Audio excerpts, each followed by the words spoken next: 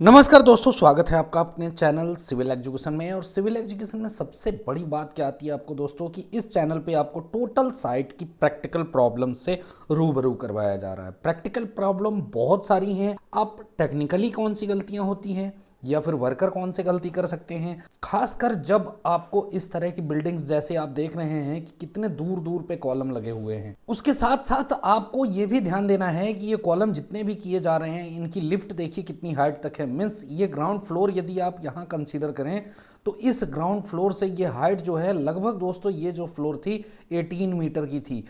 अब ये सोचिए 18 मीटर हाइट पे ये सारे कॉलम लेके जाना और इतनी हैवी कॉलम्स को बिल्कुल एक लाइन में मिला के ऊपर तक शटरिंग करते हुए कंक्रीटिंग कर देना और सही शेप गेन करना इंजीनियर्स में अपने आप में एक चैलेंजिंग वर्क है। अब ये आपको बात ये आएगी कि सबसे बड़ी प्रॉब्लम कहाँ आती है। प्रैक्टिकल बताता हूँ कि जब लिफ्ट ज़्यादा होते हैं ना दोस्तों, तो जहाँ पे देखिए ये जो बीम लगी हुई हैं इसी जगह कॉलम टेढ़ा मेढ़ा होता है। अदरवाइज कभी कभी ऐसा होता है कि इस तरह का कॉलम जब आप कंक्रीट करते हैं तो कंक्रीट करने के बाद ये दीवार के पास से की जो शटरिंग है ना वो भाग जाती है या फिर पाइप बेंड हो जाती है। अब रीजन क्या रहते हैं?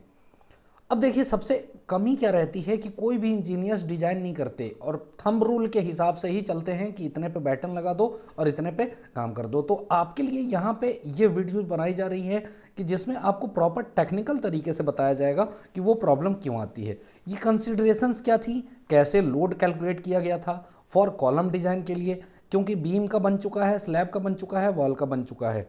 अब आपका कमेंट आया था कि कॉलम की डिज़ाइन नहीं है, इसलिए मैं कॉलम की डिज़ाइन आपके लिए लेके आया हूं और कंसिडरेशन कौन से कोड से हैं ये आप ज़रूर प्लेलिस्ट में जाके देख सकते हैं। अब बात आती है कि प्लाई का। वुडन प्लाई आपने डिजाइन कर ली थी, मीन्स जो आप कॉलम की शटरिंग लगाएंगे सबसे पहले प्लाई का डिजाइन हो चुका है। इसमें भी 3 चेक थे, क्या थे वो ऑलरेडी कॉलम डिजाइन के प्लेलिस्ट में बना हुआ है। अब लोड कैलकुलेशंस कैसे निकाली गई थी? पहला लोड कैलकुलेशन था जो कि आपने प्लाई पे निकाला था जिसकी वैल्यू 3.86 टन पर मीटर स्क्वायर थी। अब दूसरा जो लोड आपको निकालना है जो बैटन पे लोड आता है। अब बैटन पे लोड कैसे, मैंने बताया था दोस्तों कि जो 200 mm की स्पेसिंग पे आप बैटन लगा रहे थे, ये ऑलरेडी मैं बता चुका हूँ कि यही जो 200 mm का पार्ट है, मीन्स आपने यदि 3 बैटन लगाए तो जो बीच वाले बैटन पे ध्यान दीजिएगा कि एक तरफ का 100 mm, दूसरी तरफ का 100 mm, जो भी 200 का स्ट्रिप तैयार होगा ये उसी का लोड बियर करेगा।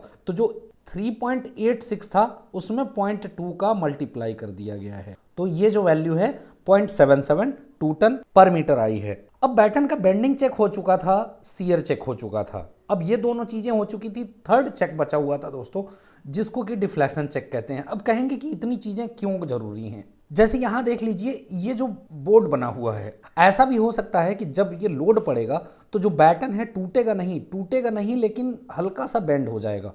तो इसकी एक लिमिट है कि वो कितनी यदि बेंड हो तो कितने तक हम अलाउ कर सकते हैं, मीन्स कितने mm का उसमें डिफ्लेक्शन आएगा तो हम वो कंसिडरेबल है, मीन्स उसको हम अलाउ कर सकते हैं, अदरवाइज नहीं कर सकते। तो इन चीज़ों के लिए ही यहाँ देखिए दोस्तों सबसे पहले तो डिफ्लेक्शन चेक आपको करना जरूरी है। अब डिफ्लेक्शन चेक के लिए देखिए वैल्यू क्या थी, 5WL⁴/384 EI। अब ये क्यों होता है कि बैटन मान लीजिए कि एज अ बैटन जो है वो एक तरह का बीम का काम करेगा और सिंपली सपोर्टेड बीम का, जिस पे यूडीएल आपने कितने का कंसीडर किया है, जो अभी वैल्यू आपने 0.776 टन का निकाला था वो यूडीएल का काम करेगा। उसके हिसाब से सिंपली सपोर्टेड बीम में जो डिफ्लेक्शन का फॉर्मूला है वो ये है और डिफ्लेक्शन की जो कैलकुलेशंस आती हैं वो 0.7 mm आती है। अब 0.7 mm क्यों आती है? यहाँ देखिए W की वैल्यू रखनी है, L जो है लेंथ यहाँ पे 0.600 होगा। क्यों होगा दोस्तों? यहाँ ध्यान रखिएगा कि 200 mm की स्पेसिंग को तो आपने बैटन जोड़े हैं प्लाई में और ये प्लाई बोर्ड बना है, लेकिन आप बैटन को भी सपोर्ट देंगे तो वो 600 mm की सपोर्टिंग पे यहाँ कंसीडर किया गया है, भले वो चैनल से आप दें या फिर वॉलर से दें। तो इस तरह से ये जो लेंथ है आप इसी को कंसीडर करेंगे, क्योंकि जो बैटन फेल होगी वो यही 600 की mm की डिस्टेंस पे फेल होगी। इसीलिए जो 600 mm की लेंथ है उसी में बैटन डिफ्लेक्ट होगा या फिर जो लोड है उसको बियर करेगा। अब यहाँ और भी वैल्यू आपको देख लीजिए कि E की वैल्यू कितनी है, I की वैल्यू कितनी है, मीन्स E इलास्टिसिटी हो गई कितनी रहती है, ये देखिए 10⁶ kg पर सेंटीमीटर स्क्वायर फॉर वुडन रहता है इलास्टिसिटी। और जो आई की वैल्यू है मींस मोमेंट ऑफ इनर्शिया, आपको पता है कि जो बैटन आप यूज करेंगे मोमेंट ऑफ इनर्शिया की वैल्यू देखिए यहाँ पे 175.78 की सेंटीमीटर पावर 4 है। अब इस वैल्यू को सबको यहाँ पे पुट किया गया है, ये सारी वैल्यू को पुट करने पे 0.7 mm आता है। अब ये 0.7 mm को कंपेयर कहाँ से करना है भाई, कोड ने तो एक अलाउेबल बना रखा है कि कोड ने इतना यदि डिफ्लेक्शन होगा मीन्स एक्स वैल्यू होगी उतना डिफ्लेक्शन तक आपका चल सकता है, मीन्स आप काम चला सकते हैं। वो कितना है L/270 है, मीन्स जो आपकी लेंथ आ रही है 600 उसमें 270 से आप डिवाइड करेंगे तो जो वैल्यू आएगी 2.2 mm आएगी।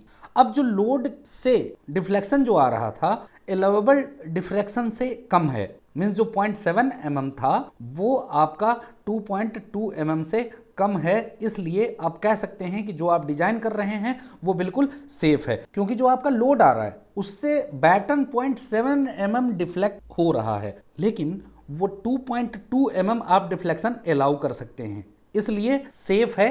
तो आप कह सकते हैं कि provide 50x75 batten as a secondary runner at 200 mm centre by centre with maximum span of 600 mm centre by centre. तो इस वीडियो में दोस्तों इतना ही, बाकी जो है वॉलर का डिजाइन आप कैसे करेंगे, चैनल का डिजाइन कैसे करेंगे, ये सारी चीज मैं आपके सामने लेके आऊंगा।